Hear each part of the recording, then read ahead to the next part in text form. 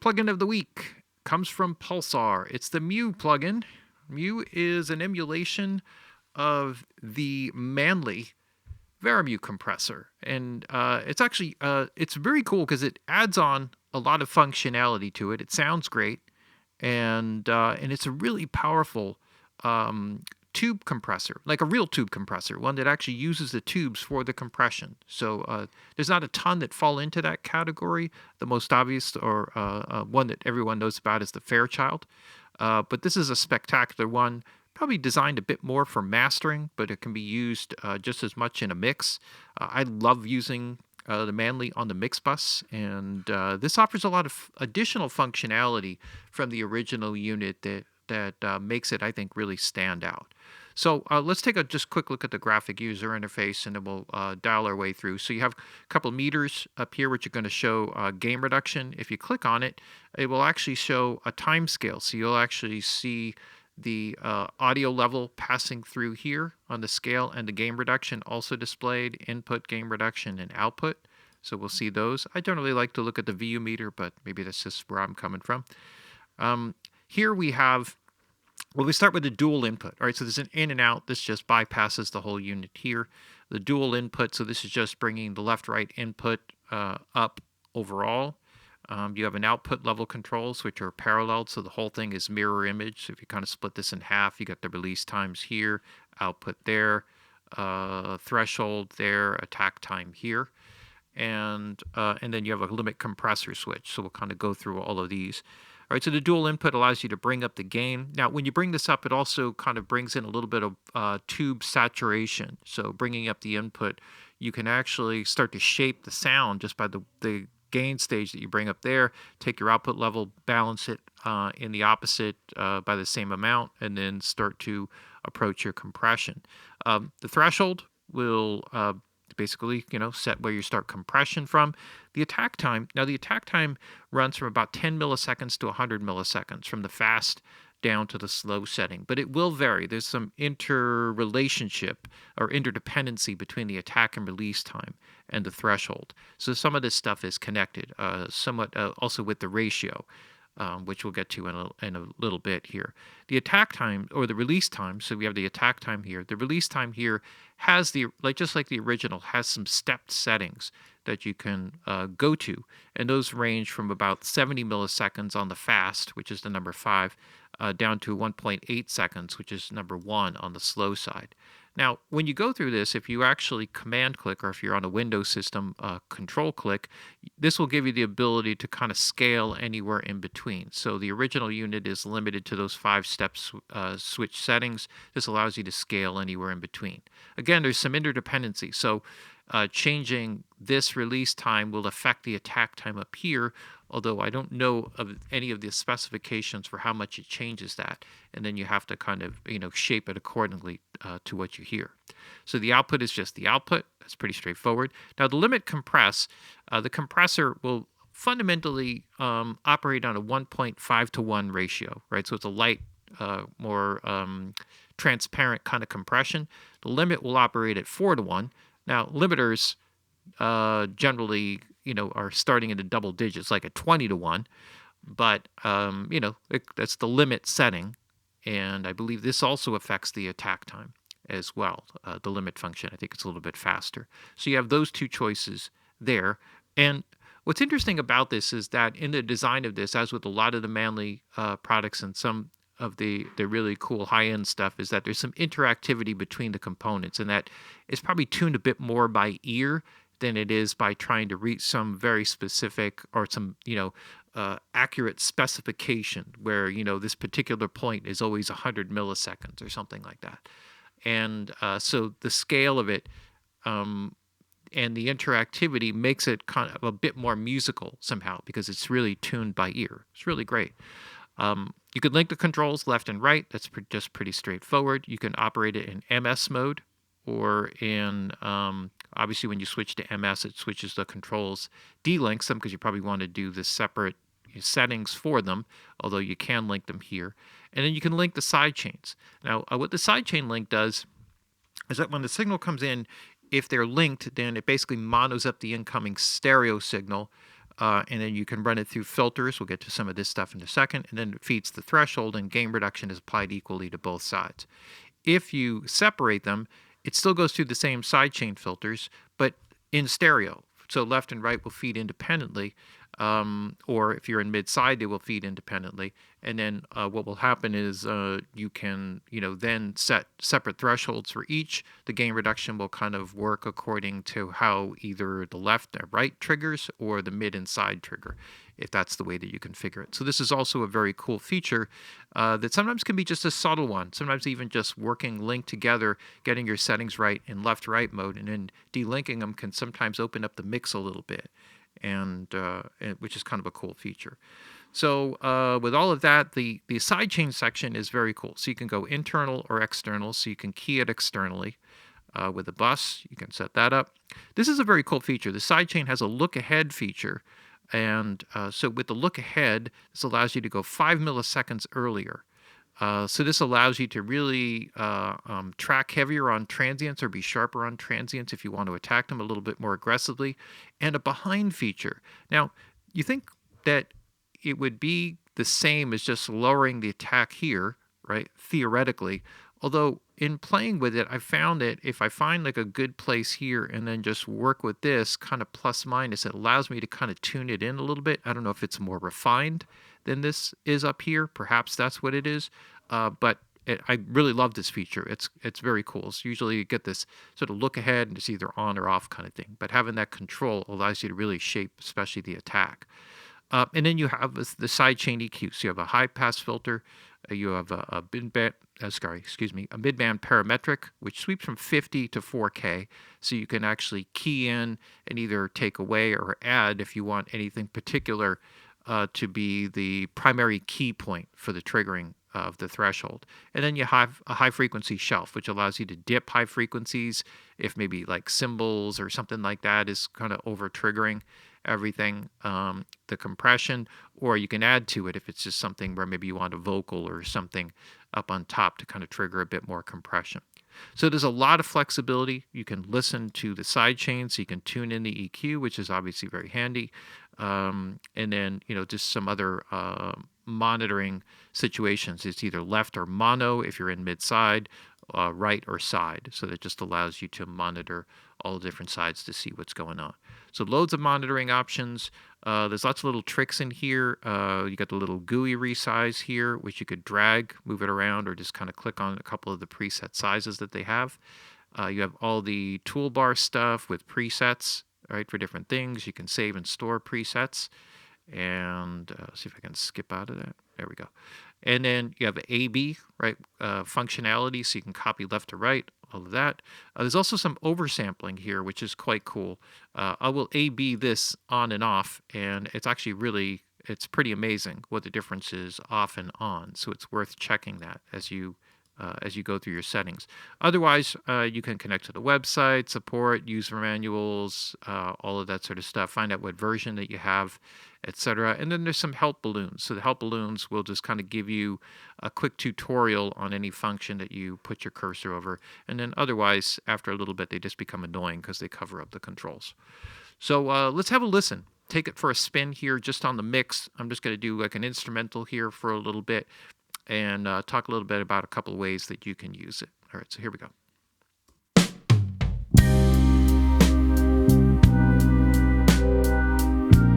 So right there, you can see straight away that the kick drum is over triggering it. So I'm just going to kind of filter off some of that.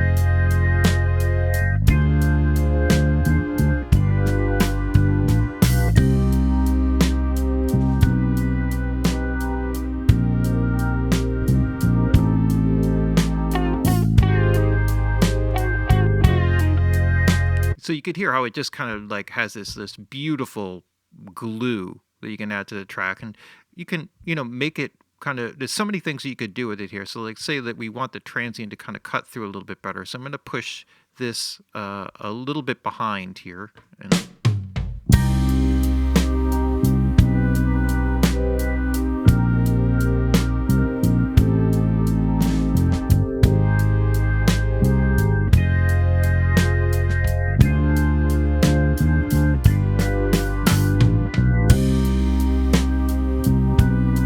I think I had it in a good place just where it was. Let's just see how adjusting the attack time changes.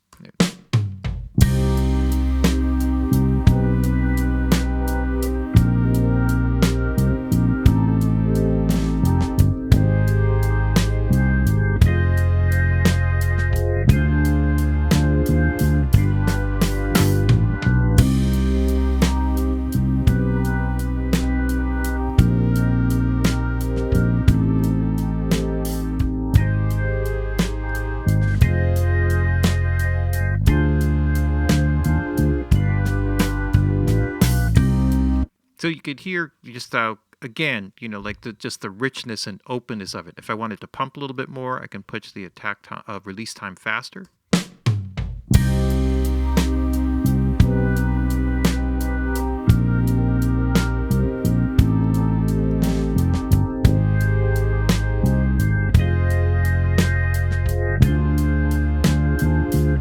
The 4 setting just seems to have like a smoother kind of feel to it, but if I felt like it was somewhere in between, again, you could use the command key or control key if you're on Windows to kind of dial something in between, which is something that you can't do on the original, so that's like a great feature. I'm just going to copy this over and just want to show you the difference working in limit mode. So I'm going to have to adjust the threshold here because it's going to trigger a lot heavier.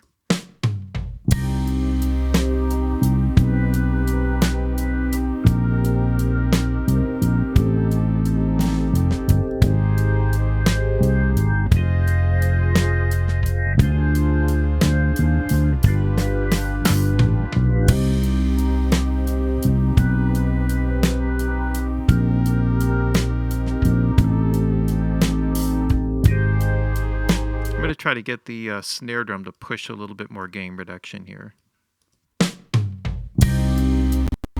Oops.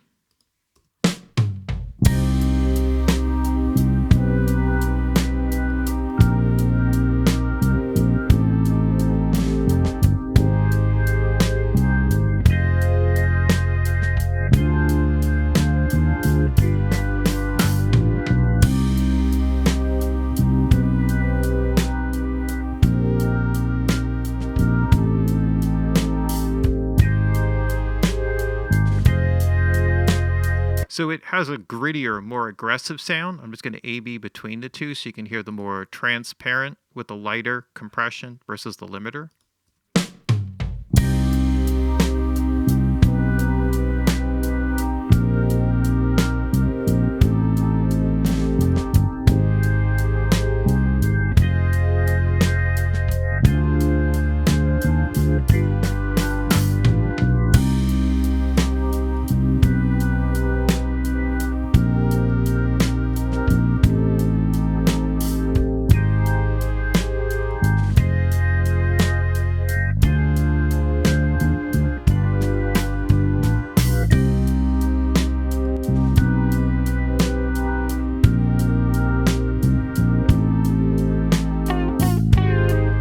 In this case, I kind of like the limiter better. It's a little bit more aggressive, kind of gives it a little bit more of an edge. But you could hear how just that simple thing, like I could really dig into it. Now, this may have also affected the way it was triggering on the other side, because I think I adjusted it here between, oh, actually that should shift. It does shift between the two. Okay. So that all stays the same. So that's really cool. Now, if I want to take it here, so let me just copy this and kind of work to the other side. I could also drive this to be a lot more aggressive. So what I'm going to do here, and I have a parallel mix control here, so I can kind of operate it that way. I'm just going to drive this here for a bit more grit. So I'm going to leave this on, pull this down, and I'm going to drive the input up here just for a bit more aggressive sound.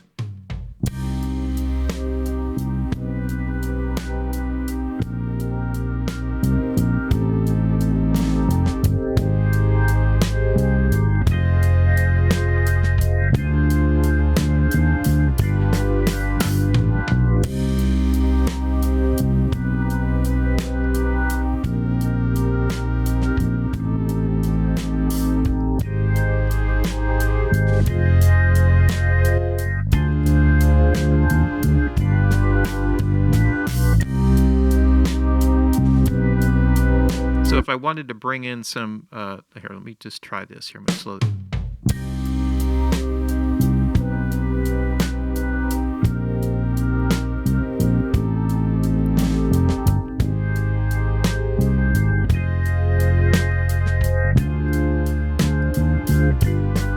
Right, so the reason for doing this is just to run it in parallel, so I can kind of bring in some warmth in here. So let's try it.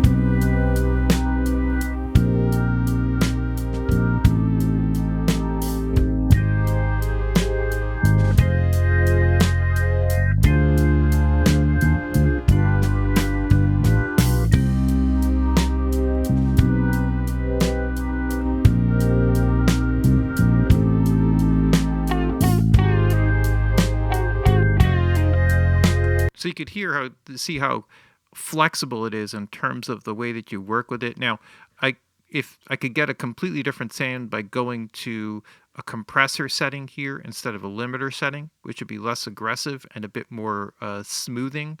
So for example, I could take this, let me just kind of back this off, pull my threshold way down here, and what I'll do is I'll kind of work with like a slower attack, maybe kind of a medium-ish release here, and let's just see what we can get here.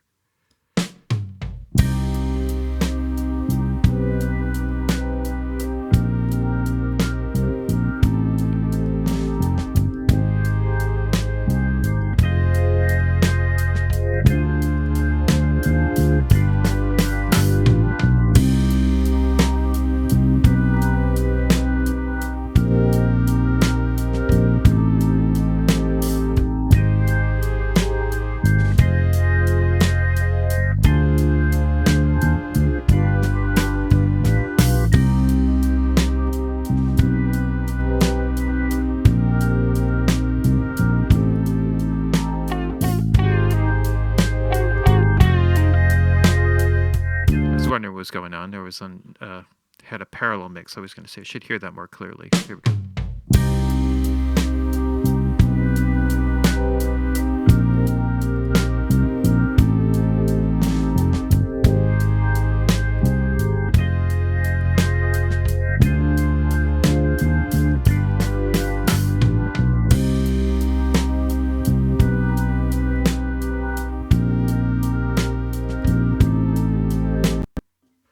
And hold on here. Oversampling is still set to 8. Okay, let me just pull this back a little bit just to match the gain. But just notice how it just acts like a glue. It's kind of a classic mastering technique where you use sort of slower attack and release times, lower threshold, light compression ratio, and just kind of let it drive. Now, the more you set the threshold lower, the more compression you get, the more it becomes resistant. And so it's effectively like saying that the ratio kind of gets higher the more you drive into it. Tape operates the same way, tubes operate that way, and to some degree the optical components also act that way. So the harder you drive them, the more resistant they become. It's like the other way of sort of denoting that is just by saying that it's the ratio that rises, right?